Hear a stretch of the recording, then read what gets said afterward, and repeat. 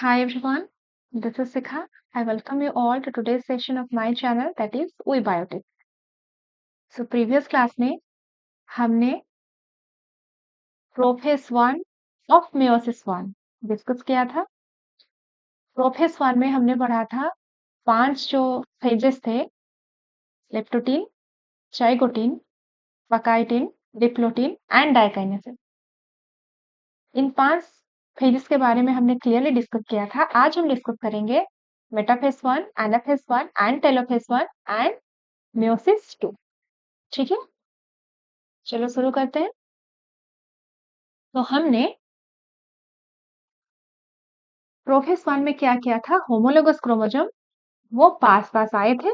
Homologous chromosome आपका sorry homologous chromosome जैसे ये आपका ये दो आपके क्या है, होमोलोगस क्रोमोसोम है। ये पास पास आए थे, पास आके इन्होंने क्या किया था, इन्होंने अपना जेनेटिक मटेरियल एक्सचेंज किया था एक दूसरे के साथ by the process of crossing over.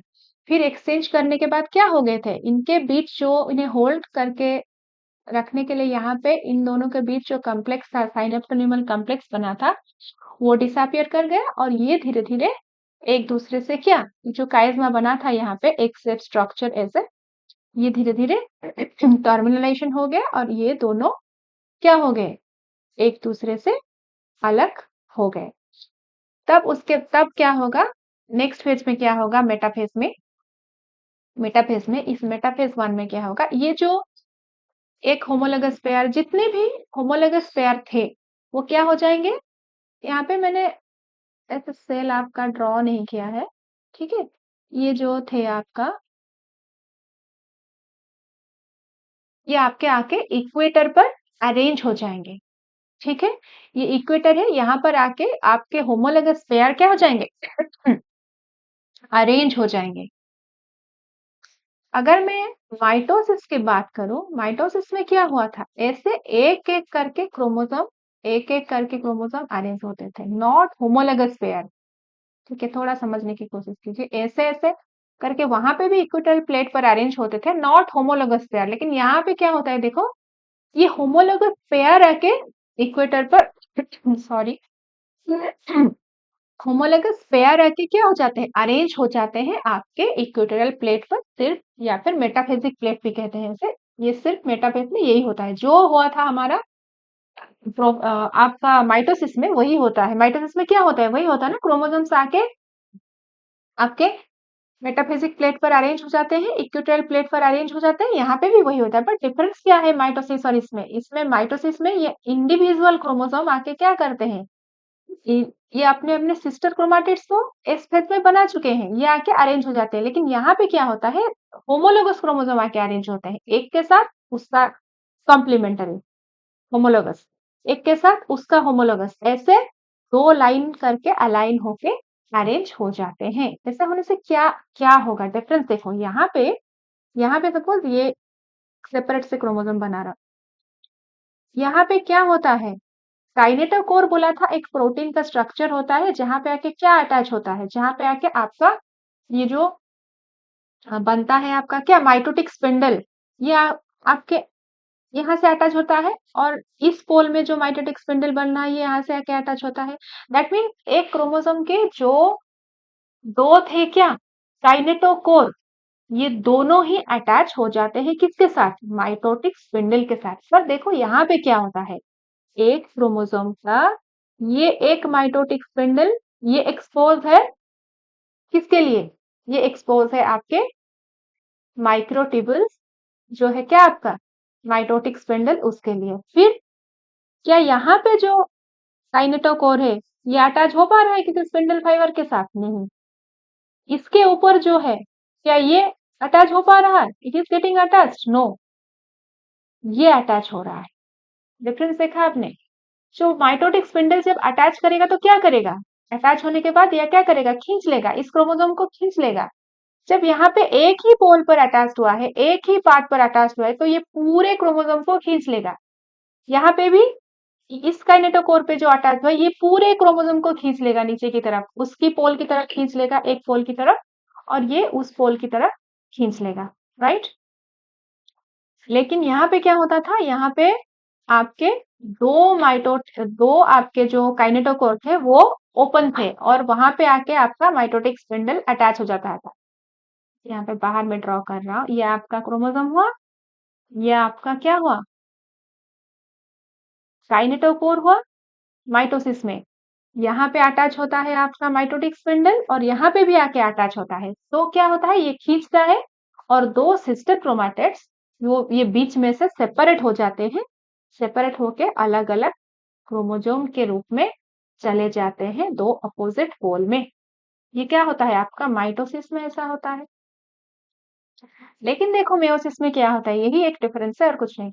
यहाँ पे क्या होता है, यहाँ पे एक काइनेटोकोर एक्सपोज रहता है, एक अटैच करने के लिए क्या, यहाँ पे एक माइटोटिक स्पिंडल आके अटैच, सॉरी मैं माइटोटिक बार बार बोल रहा हूँ, मेयोटिक स्पिंडल आके अटैच होता है या फिर स्पिंडल फाइबर अटैच होता है। यहाँ पे आके क्या अटैच होता है, यहाँ पे भी स्पिंडल फाइबर अटैच होता है। ये अटैचमेंट एक तरफ होने की वजह से ये क्या पूरे क्रोमोसोम एक पोल में खिंच जाता है। यहाँ पे ये एक पूरा क्रोमोसोम एक पोल में खिंच जाता है। ये तो एक क्रोमोसोम है, this is one chromosome, this is another chromosome, ठीक है। ये भी एक क्रोमोसोम और ये भी एक क्रोमोसोम, ये भी एक क्रोमोसोम और ये भी एक क्रोमोसोम, ये भी एक क्रोमोसोम। ये पैटर्नल, ये पैटर्नल, ये मैटरनल, ये पैटर्नल मैटरनल, ये सब क्या होते हैं, माइटोटिक स्पिंडल की मदद से खींच जाते हैं। यहाँ पे क्या होता है, यहाँ पे आपका ये जो सिस्टर क्रोमाटिड्स ये अलग नहीं होते, सिस्टर क्रोमाटिड्स अलग होके क्या बन जाते हैं, अलग अलग क्रोमोसोम बन जाते हैं। इसका सेपरेशन कब होगा पता है, जब हम पढ़ेंगे metaphase 2।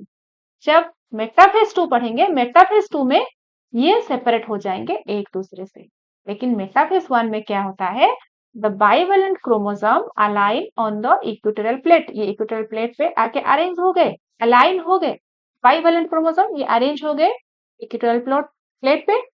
The microtubules from the opposite pole of the spindle, ये जो माइक्रोट्यूब्यूल्स बने थे जिसे हम स्पिंडल फाइबर कहते थे, attach to the pair of homologous chromosome, ये होमोलोगस क्रोमोसोम पे आके अटैच हो जाते हैं। कहाँ पे अटैच होंगे, स्पिंडल फाइबर क्रोमोसोम के किस पार्ट पर अटैच होता है, एक प्रोटीन का स्ट्रक्चर होता है जिसे हम कहते हैं काइनेटोकोर, ये आके यहाँ पे काइनेटोकोर पे अटैच हो गया और ये जाके इस नीचे काइनेटोकोर पे अटैच हो गया। ऐसे करके सारे जो अलाइन हुए थे होमोलोगस क्रोमोसोम, ये सब के ऊपर क्या ऐसे ये जो 23 पेयर ऐसे अलाइन हुए थे यहाँ पे, अगर मैं ह्यूमन सेल की बात करूं तो ऐसे सारे आके अटैच हो जाते हैं।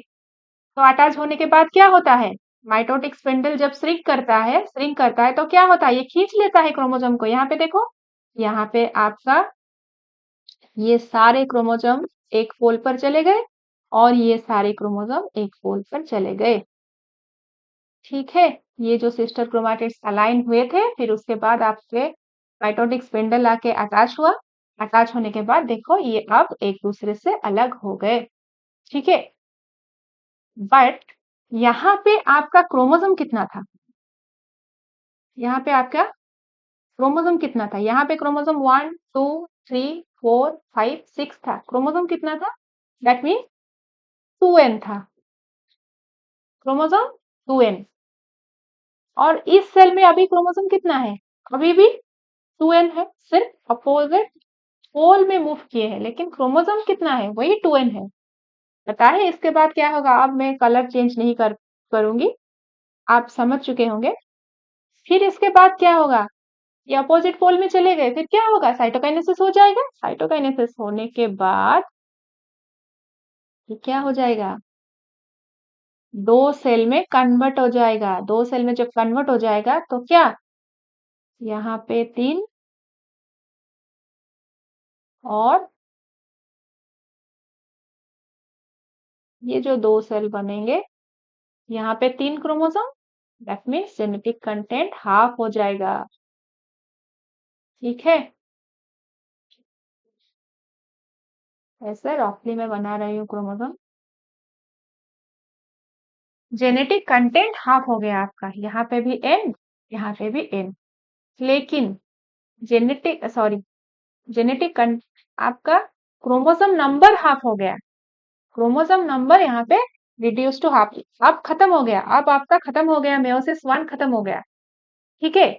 मेयोसिस 1 खत्म हो गया और आपका जो भी 2n था यहाँ पे कितना, जो भी जेनेटिक कंटेंट था, जो भी जेनेटिक कंटेंट था वो आधा आधा चला गया और यहाँ पे 2 सेल अलग हो गए, साइटोकाइनेसिस हो गया और साइटोकाइनेसिस के बाद जेनेटिक कंटेंट आपका हाफ हो गया, यहाँ पे 3 और यहाँ 3 क्रोमोसोम एग्जाम्पल यहाँ पे। इट मीन्स यहाँ पे एक्चुअली यहाँ पे 23 आ जाएंगे और यहाँ पे 23 क्रोमोसोम आ जाएंगे। लेकिन इसका अगर मैं डीएनए की बात करूं, डीएनए की अगर क्वांटिटी की बात करूं, ये कितना है, पहले जितना था उतना भी है, ये हाफ नहीं हुआ है, क्योंकि अब भी ये कितने हैं, अब भी ये कौन से स्ट्रक्चर है, वो अपने अपने सिस्टर क्रोमाटिड के साथ अटैच्ड है। फिर इसके बाद क्या होगा, देखो ये स्ट्रक्चर सिमिलर नहीं हो रहा है हमारे माइटोसिस में। जब माइटोसिस करने के लिए एक सेल आता है तो इसके पास कैसे ऐसे स्ट्रक्चर नहीं होते, क्रोमोसोम तो ऐसे ही होते हैं ना, अपने सिस्टर क्रोमाटिड्स बना के। ये देखो, ये भी अपने सिस्टर क्रोमाटिड्स बनाए हुए हैं और ये भी सिस्टर क्रोमाटिड्स बनाए। ये जो आपका मेयोसिस 2 होगा, meiosis 2 is exactly similar to आपका माइटोसिस, जो हम लास्ट लेक्चर में पढ़े थे, प्रीवियस लेक्चर्स में पढ़े थे। तो ये बहुत ही सिंपल है, ठीक है, समझ में आया। अब थोड़ा पढ़ लेते हैं क्या लिखा है आपको, ये तो समझा दिया मैंने, नेक्स्ट स्लाइड की तरफ चलते हैं।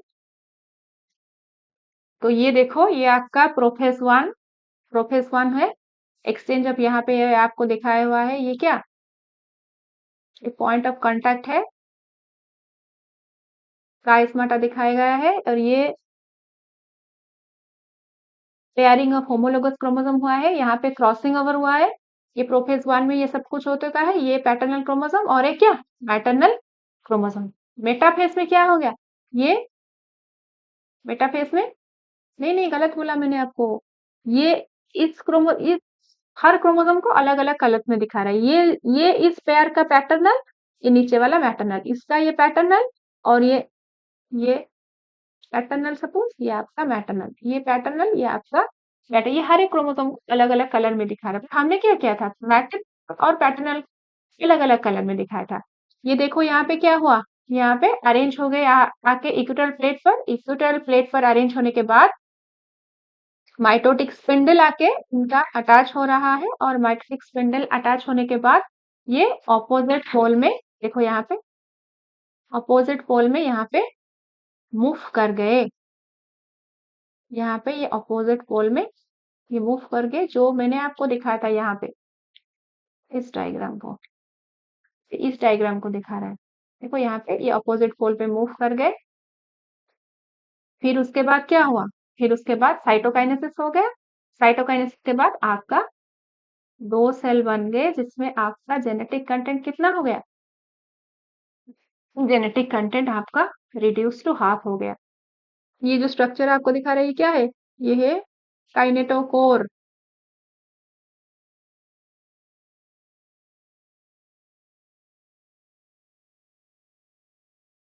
ठीक है।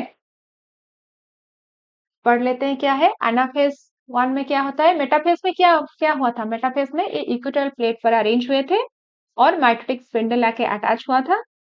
और एनाफेज 1 में क्या हुआ, जो homologous chromosome separate while sister chromatids remain associated at their chromosomes। बताया था मैंने अभी आपको, फिर और एक बार समझा देती हूँ। ये जो सिस्टर, ये जो क्या है, ये सपोज ये होमोलोगस पेयर है, ये होमोलोगस पेयर क्या कर जाते हैं, यहाँ पे स्पिंडल अटैच होके इससे खींच देता है, और यहाँ इस काइनेटोकोर पे अटैच होके इसे अपोजिट पोल पे खींच देता है। बट ये दोनों क्या हुआ, ये और ये क्या है, सिस्टर क्रोमाटिड्स, ये सिस्टर क्रोमाटिड्स अलग हुए क्या एक दूसरे से, ये पूरा स्ट्रक्चर, ये पूरा एक पोल पे, और ये पूरा स्ट्रक्चर, ये पूरा क्रोमोसोम एक पोल पे चला जाता है। सिस्टर क्रोमाटिड्स अलग हो रहे हैं क्या, मेटाफेज 1 में सिस्टर क्रोमाटिड सेपरेट नहीं होते। मेटाफेज 2 में जब ये दोनों ऑपोजिट पोल में चले जाएंगे, दो दो सेल बन जाएंगे, फिर उस सेल का क्या होगा, जब उस सेल का डिवीजन होगा तब जाके ये दोनों सेपरेट हो जाएंगे। सिंपल सा बात यहाँ पे लिखा है। तो होमोलोगस क्रोमोसोम्स आर सेपरेटेड। यहाँ पे ये 1 और 2 ये क्या थे, होमोलोगस थे, ये सेपरेट हो गए एक दूसरे से। 1 चला गया एक पोल पे, 2 चला गया एक पोल पे। लेकिन यहाँ पे सपोज सिस्टर क्रोमेटिड्स को मैं ए और बी लिख रहा हूँ, लेकिन ए और बी अभी भी अटैच है। इसका ए और बी अभी भी अटैच है। ये दोनों सिस्टर क्रोमेटिड्स अटैच होंगे कब, जब मेटाफेज 2 होगा तब अटैच होंगे। आई बात समझ में? Remain associated at the central. तो सिस्टर क्रोमेटिड्स को कौन अटैच करता है, कहाँ पर अटैचमेंट होती है, कैसे attaches, towards the centromere, associated at the centromere. क्योंकि अब सेंट्रोमियर नहीं टूटा है। सेंट्रोमियर कब टूटेगा, जब आपका मेयोसिस 2 होगा। मेयोसिस 2 में ये दोनों सेपरेट हो जाएंगे और एनाफेज में क्या होगा, इनका सेंट्रोमियर टूट जाएगा। क्योंकि यहाँ पे और एक स्पिंडल फाइबर आके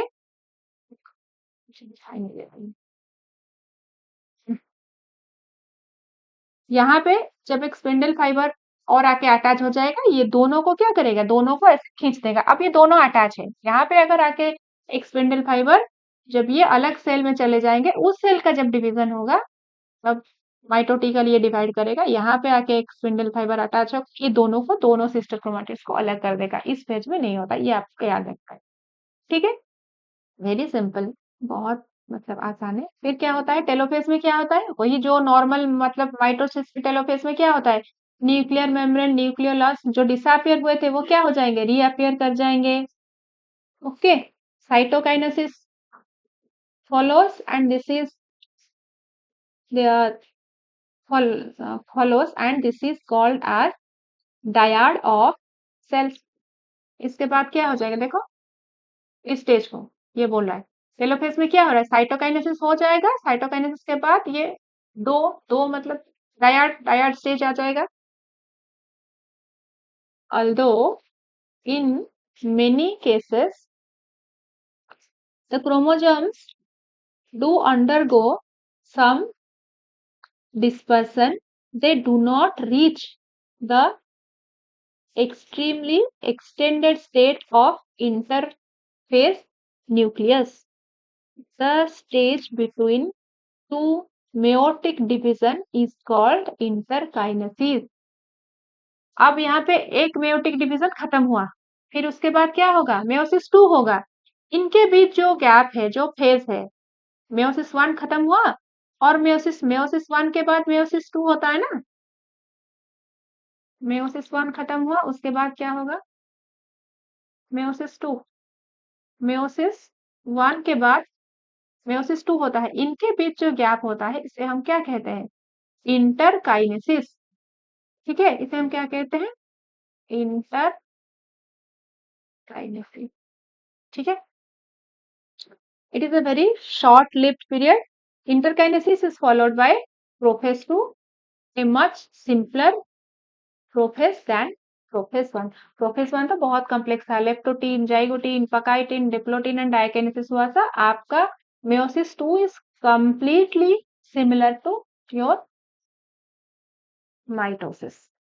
ठीक है, प्रोफेज 2 में अब हमारे पास क्या स्ट्रक्चर है, अब हमारे पास दो सेल है।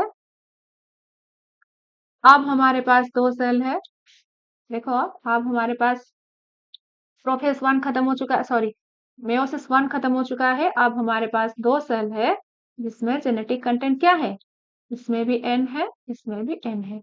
ऐसे में बना रही हूँ नॉर्मली, ये आपके ऐसे ऐसे करके स्ट्रक्चर्स बना रही हूँ क्रोमोसोम्स के।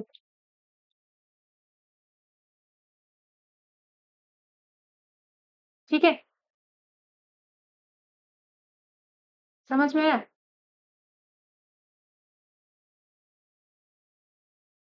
न्यूक्लियस है, न्यूक्लियर मेम्ब्रेन है।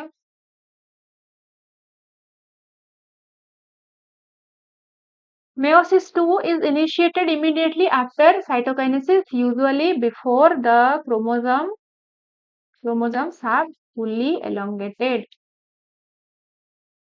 क्रोमोसोम्स मैंने आपको बोला था कि जब भी सेल डिवीजन होता है at that particular time chromosomes condense होते हैं, फिर जब खत्म हो जाता है तो क्या होता है, फिर से वो क्या होता है, ऐसे लूज हो जाते हैं। ये जो एक सेल डिवीजन खत्म हुआ है, मेयोसिस वन खत्म हो चुका है, उसके बाद क्या होना चाहिए, क्रोमोसोम फिर से अपना नॉर्मल स्टेट में आ जाएंगे, लेकिन नॉर्मल स्टेट में आने से पहले ही क्या शुरू हो जाता है, मेयोसिस टू शुरू हो जाता है। ये इस लाइन ये चीज आपको बोलने की कोशिश कर रहा है कि meiosis 2 is initiated immediately after cytokinesis, usually before the chromosomes have fully elongated. Chromosomes fully elongated होने से पहले ही ये शुरू हो जाता है। In contrast to meiosis 1, meiosis 2 resembles a normal mitosis. meiosis 2 normal mitosis में जो होता है meiosis 2 में वही होता है। क्या होता है, पहले आपका न्यूक्लियर मेम्ब्रेन डिसअपियर करता है, न्यूक्लियर मेम्ब्रेन इसका एंड तक डिसअपियर करना शुरू हो जाता है, न्यूक्लियर मेम्ब्रेन का डिसइंटीग्रेशन शुरू होता है। ठीक है, ये तो ऑलरेडी कॉन्डेंस है और ज्यादा कॉम्पैक्ट बनाने की जरूरत नहीं है, ये ऑलरेडी आपके कॉन्डेंस है। The nuclear membrane disappears by the end of prophase 2. By the end of prophase 2, nuclear membrane आपका disappear कर जाता है। The chromosomes again become compact. ठीक है, ये again क्या हो जाता है, compact हो जाते हैं। जितने भी थोड़ा बहुत लूज हुए थे वो क्या again वो क्या कर जाते हैं, compact हो जाते हैं, और आपका न्यूक्लियर मेम्ब्रेन ये क्या हो जाता है, डिसअपियर हो जाता है। अब क्या होगा, वही मेटाफेज 2 में क्या हो जाएगा, इक्वेटोरियल प्लेट पर अरेंज हो जाएंगे।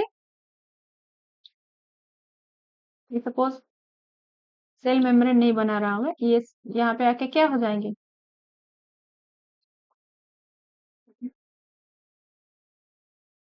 ऐसा नहीं बनाना चाहिए, गलत हो जाएगा, क्योंकि आपका वो जो काइनेटोकोर है ना उसे अच्छे से प्लेस करना है। गलत,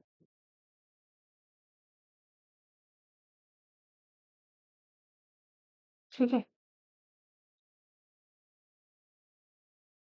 क्रोमोसोम्स आके आपके इक्वेटोरियल प्लेट पर ऐसे अरेंज हो जाएंगे।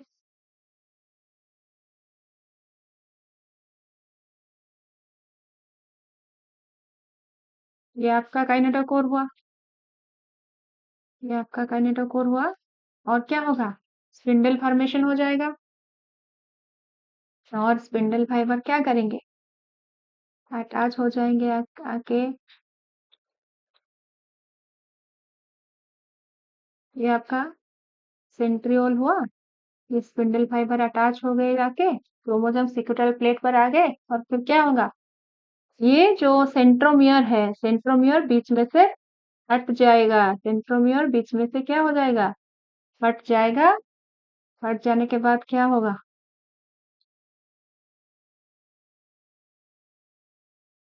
आपके ये जो क्रोमोसोम्स है ये ऐसे स्ट्रक्चर ये अलग हो जाएंगे। ये क्या थे, टू सिस्टर क्रोमाटिड्स थे, टू सिस्टर क्रोमाटिड्स अब एक दूसरे से अलग हो गए। किस स्टेज पे अलग हुए एक दूसरे से, किस स्टेज पे, एनाफेज पे अलग हो जाएंगे।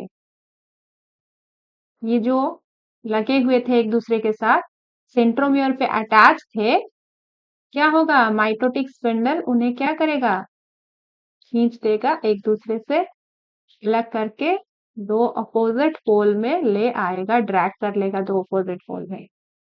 ठीक है, दो अपोजिट पोल में आ जाने के बाद क्या होगा, अब देखो दो अपोजिट पोल पे आ गए, क्या होगा, साइटोकाइनेसिस हो जाएगा। इसके बाद क्या होगा, साइटोकाइनेसिस हो जाएगा, साइटोकाइनेसिस के बाद ये दो सेल में कन्वर्ट हो जाएंगे,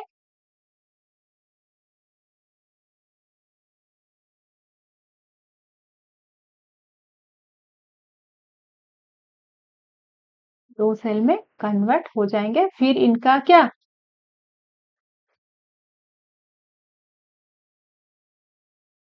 यहाँ पे इस स्टेज पे आपका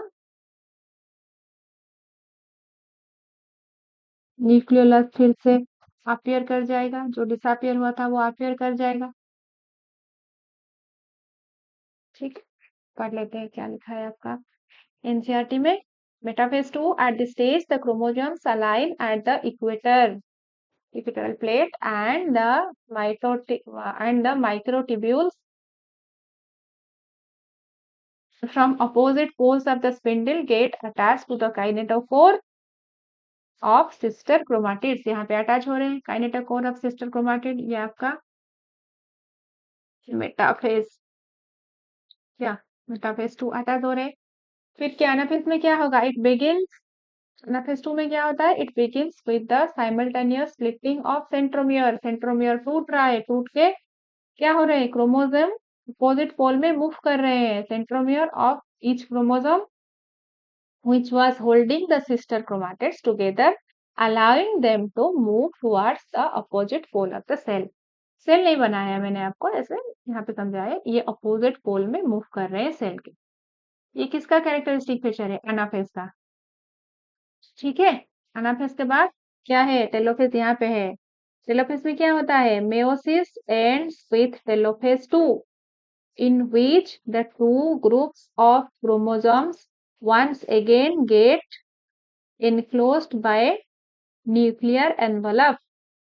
Cytokinesis follow, resulting in the formation of tetrad of cells, that is 4 haploid daughter cells। ठीक है, यहाँ पे मैंने, आप पूछेंगे कि आप तो यहाँ पे 2 बनाए हैं। नहीं, यहाँ पे मैंने क्या लिया था, एक सेल लिया था ना। ऐसे तो 2 सेल बने थे ना, एक सेल से जब 2 बनेंगे, 2 सेल से कितना बनेंगे, 4 बनेंगे ना, आपको याद।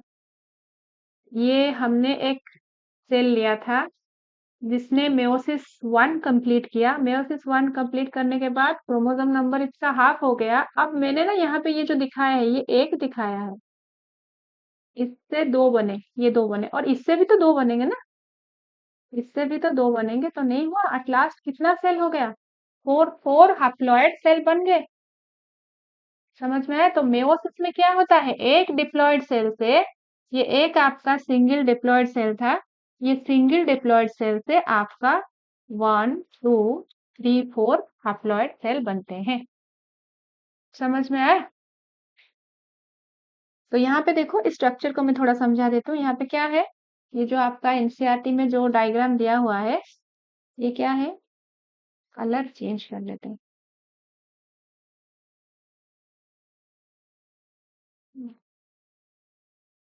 देखो यहाँ पे क्या हुआ, ये जो क्रोमोसोम्स थे, ये जो होमोलोगस क्रोमोसोम अलग हो गए एक दूसरे के साथ। ये एक सेल और ये एक सेल, ये इसका होमोलोगस था, ये एक सेल में चला गया और ये एक सेल में चला गया। इसका होमोलोगस ये था, ये दोनों अलग अलग सेल में चले गए। फिर इसके बाद क्या होगा, ये दोनों की जो भी डिवीजन माइटोटिक में, माइटोसिस में पढ़ते हैं, ये सेम होगा। ये दोनों क्रोमोसोम क्या हो जाएंगे, इक्वेटोरियल प्लेट पर अरेंज अरेंज हो जाएंगे। फिर क्या होगा, यहाँ पे माइटोटिक स्पिंडल आके अटैच कर रहा है, कहाँ पे, काइनेटोकोर पे अटैच कर रहा है। अटैच करने के बाद क्या कर रहा है, दोनों को, एनाफेज में क्या होता है, दोनों को खींचकर अपोजिट पोल में ले जाता है। ठीक है, फिर इसके बाद क्या होता है, फिर यहाँ पे इसका न्यूक्लियर मेम्ब्रेन डेवलप कर जाता है। फिर इसका न्यूक्लियर मेम्ब्रेन जो डिसअपियर किया था वो अपीयर कर जाता है। फिर उसके बाद क्या होता है, अब एक सेल में दो दो न्यूक्लियस, तो एक सेल में दो दो न्यूक्लियस अगर होगा तो आपका न्यूक्लियस और साइटोप्लाज्मिक रेशियो ये गड़बड़ हो जाएगा। That leads to the division of your cytoplasm.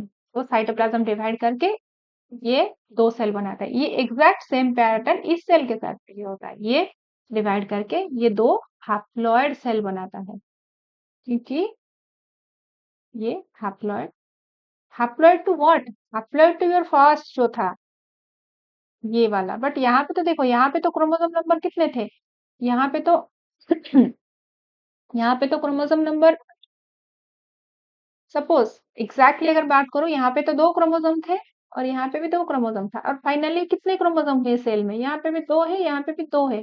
तो ये क्या हुआ, ये एक माइटोटिक सेल डिवीजन नहीं हुआ। एग्जैक्टली अगर इसमें एक मेयोसिस 2 की बात करूं मैं, क्रोमोसोम कितने थे, यहाँ पे 2 थे। फाइनली जो 2 सेल बने, इसमें क्रोमोसोम कितना है, 2 है। तो ये क्या हुआ, माइटोसिस नहीं हुआ। It is exact to mitosis. पर मैं इस सेल के साथ कंपेयर नहीं कर रहा हूं, मैं आपका पहला जो इनिशियल सेल लिया था मैंने, जिसमें था जेनेटिक कंटेंट 2n, फाइनली यहाँ पे क्या हो गया, आपका जेनेटिक कंटेंट हाफ हो गया, तो ये आपका खत्म हो गया क्या, meiosis process.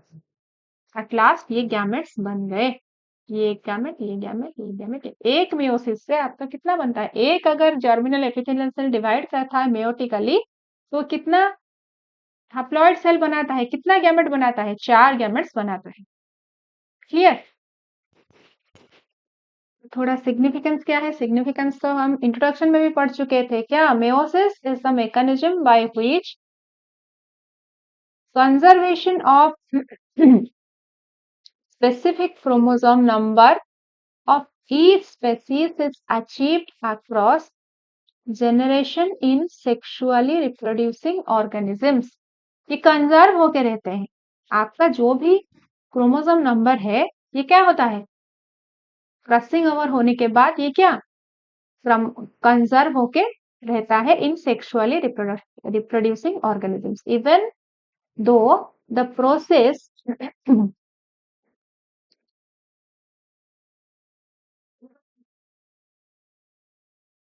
paradoxically result in reduction of chromosome number by half। Chromosome number half होता है, लेकिन फिर जब वो फ्यूज करके गैमेट्स जब फ्यूज करते हैं, ये मेल गैमेट हुआ, ये फीमेल गैमेट हुआ, ये जब फ्यूज करके क्या बनाते हैं, जाइगोट बनाते हैं, तो क्या हो जाता है, वंस अगेन वो रिस्टोर कर लेता है।